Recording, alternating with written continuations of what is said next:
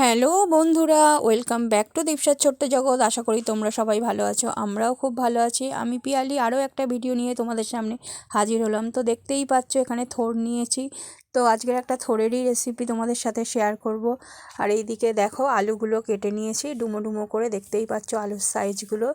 তো তোমরা যে যেভাবে পারো কাটবে। যদি আমি তো এখানে আলুগুলো সিদ্ধ করে নেব, যদি তোমরা মনে করো আলুগুলো সিদ্ধ না করে এমনি ভেজেও করতে পারো। তো আমি এইভাবেই কেটে নিয়েছি। তো খুব বেশি বড় বড় করবে না, তাহলে আলুগুলো আর কি চেয়ে থাকবে। তো বুঝে সুঝে আর কি আলুর পিসগুলো করো। আর এই দিকে দেখো মা থোড়টা কেটে দিচ্ছে। সত্যি কথা বলতে কি আমি বটিতে কাটতে পারি না ভালোভাবে, বটিতে কাটতেই পারি না আমি, মানে ছুরি দিয়ে কাটি, কাটাকুটি করি। তো এই জন্য মা হচ্ছে থোড়টা কেটে দিচ্ছে। এরপরে দেখো থোড় কীভাবে কাটতে হয় তো তোমরা সবাই জানো, বলার কিছু নেই। গোল গোল করে প্রথমে চাকতি চাকতি করে কেটে নেওয়া হয়েছে, তারপরে সরু সরু করে আলু ভাজার আলু যেমন কাটা হয় সেইভাবেই পিস করা হবে। আর রোয়াগুলোকে তোমরা তো ছাড়িয়ে নেবে জানোই। এই দেখো থোড় মোটামুটি কাটা কমপ্লিট হয়ে গেছে। দুটুকরো থোড় নেওয়া হয়েছিল। থোড়টা সত্যি কথা বলতে কি খুব কচি ছিল। আর থোড়ের খাওয়া তো উপকার জানোই, খুব উপকারী জিনিস থোড় একটা। থোড়ে প্রচুর পরিমাণে আয়রন থাকে, দেখতেই পাচ্ছ। এবার এই থোড়ের মধ্যে হচ্ছে নুন মিশিয়ে নিচ্ছি। যদি কেউ মনে করো থোড়টাকে সেদ্ধ করেও নিতে পারো, তা আমি এখানে নুন মিশিয়ে নিয়েছি। কারণ আলু সেদ্ধ করব, আবার থোড় সেদ্ধ করতে গেলে অনেকটা টাইম লাগবে বলে অনেক সময় থোড় সেদ্ধ করেও করি। তো এবারে হচ্ছে নুন মাখিয়ে নিয়েছি। নুন মাখিয়ে নিলে যেহেতু কচি থোড় অসুবিধে হবে না, আর নরম হয়ে যাবে, চটকাতে সুবিধে হবে। তো ভালো করে হচ্ছে নুনটা মাখিয়ে নেওয়া হচ্ছে, দেখতেই পাচ্ছ থোড়ে।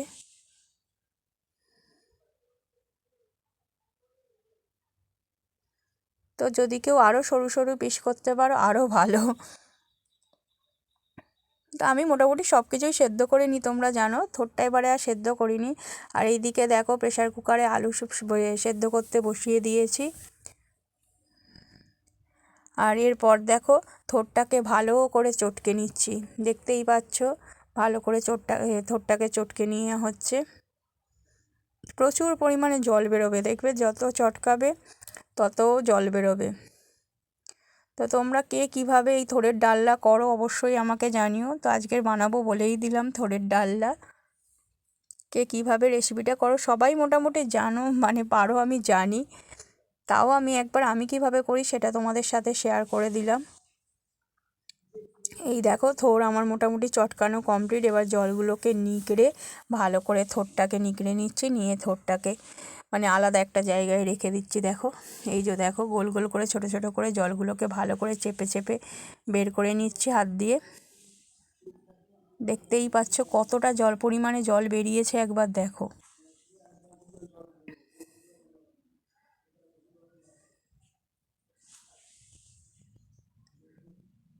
নুন মাখিয়ে রাখলেও খুব একটা অসুবিধে হয় না, যদি কচি থোড় থাকে ভালোভাবেই আর কি থোড়টা তোমার হচ্ছে চটকে যায়, অসুবিধে হয় না কোনো।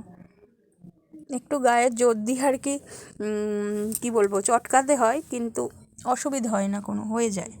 এদিকে কড়াইতে দেখো সর্ষের তেল দিয়ে দেওয়া হয়েছে, তার মধ্যে হচ্ছে শুকনো লঙ্কা দিয়ে দিয়েছি, তারপরে তেজপাতা দিয়ে দিলাম, দেখতেই পাচ্ছ। শুকনো লঙ্কা তেজপাতা, এরপর দেবো হচ্ছে সামান্য পরিমাণে সাদা জিরে। তো এই দেখো সাদা জিরে দিয়ে দিচ্ছি, অল্প পরিমাণে সাদা জিরে দিয়েছি। আবার জিরে গালে লাগলে আবার আমাদের সবাইকার খুব অসুবিধে হয়, ওই জন্য অল্প করেই জিরে দিলাম। এরপরে দেখো ভালো করে নাড়িয়ে নিচ্ছি ফোড়নটাকে, দেখতেই পাচ্ছ। কেউ চাইলে টমেটো দিতে পারো, আমার কাছে সত্যি কথা বলতে কি টমেটো যা ছিল না বলে আমি দিতে পারিনি, নাহলে টমেটোও দিতে পারো। এরপর দেখো সামান্য পরিমাণে হলুদ দিয়ে দিচ্ছি। হলুদ নুন এগুলো পরিমাণ মতো দেবে, এগুলো বলার কিছু নেই।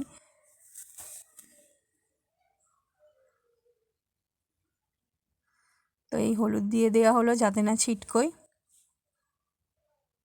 এরপরে দেখো জিরে গুঁড়ো দিয়ে দিচ্ছি, বেশি কিছু লাগে না, অল্প উপকরণেই হয়ে যায়, আর কিছুই লাগবে না, একটু নুন আর চিনি লাগবে, ব্যাস তারপরেই হয়ে যাবে।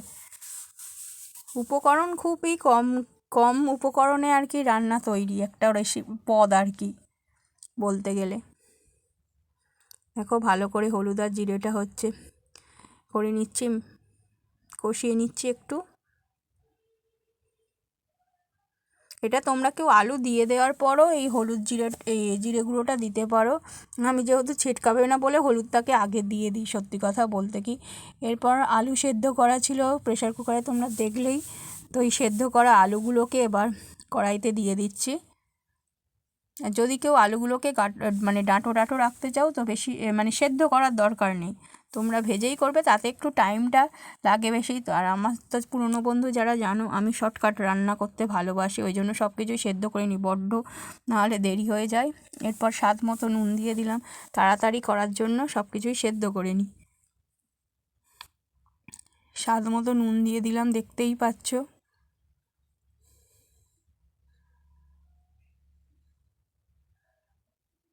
তারপরে ভালো করে একটু কষিয়ে নিচ্ছি আলুটাকে।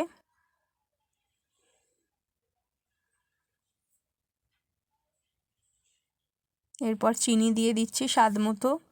একটু চিনিটা একটু বেশিই দেবে, কারণ থোড় তো একটু চিনিটা বেশিই লাগে।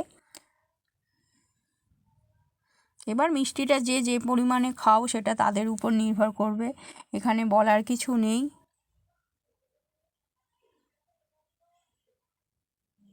তো ভালো করে হচ্ছে তোমার নুন চিনি সব কিছু মিশিয়ে দিচ্ছি। এরপর দেখো যে থোড়টাকে চটকে রেখেছিলাম, থোড়গুলোকে মানে নাড়ু নাড়ু করে রেখেছিলাম, তো সেগুলোকে হাতে ভেঙে দিয়ে দিচ্ছি, দেখতেই পাচ্ছ।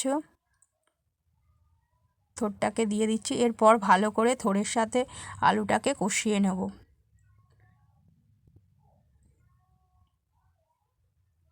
তো এই দেখো ভালো করে কষিয়ে নিচ্ছি, আর কিছু লাগবে না। লাস্টে একটু সামান্য পরিমাণ জল দিয়ে দেবো, ব্যাস। তারপরে একটু ঘন ঘন হলেই কমপ্লিট হয়ে যাবে। তো ভালো করে দেখো মাখিয়ে নিচ্ছি থোড় আর আলুটাকে, মশলাগুলো যাতে সব কিছুর মধ্যে ঢোকে। তো ভালো করে হচ্ছে মাখিয়ে নেওয়া হচ্ছে।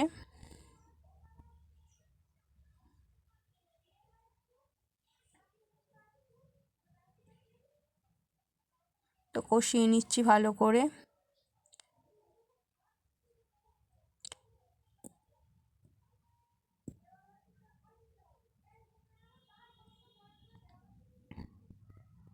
4-5 মিনিট ভালো করে কষিয়ে নেওয়ার পর তোমরা তারপরে জল দিও। জল খুব বেশি লাগবে না এখানে, সামান্য পরিমাণ, কারণ থোড়ের ডালনা মোটামুটি গায়ে গায়ে হয়। থোড়ের ডালনা কেউ খুব বেশি পাতলা পাতলা খায় না, সত্যি কথা বলতে কি। থোড়ের ডালনা গায়ে গায়েই হয়। তো এরপর দেখো সামান্য পরিমাণে জল দিয়ে দিচ্ছি। এই যে জল দিয়ে দিলাম, এই জলটা মরলেই মোটামুটি আমার রেডি হয়ে যাবে থোড়ের ডালনা। তো এই জলটা দিয়ে একটু ফুটুক,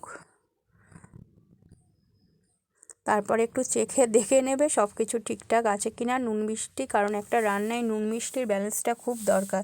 যদি না নুন মিষ্টির ব্যালেন্স ঠিকঠাক মতো হয় তো রান্না ভালো লাগবে না। তো দেখতেই পাচ্ছ জল প্রায় মরে এসছে, আর একটু শুকনো শুকনো হলেই মানে আমি নামিয়ে নেব।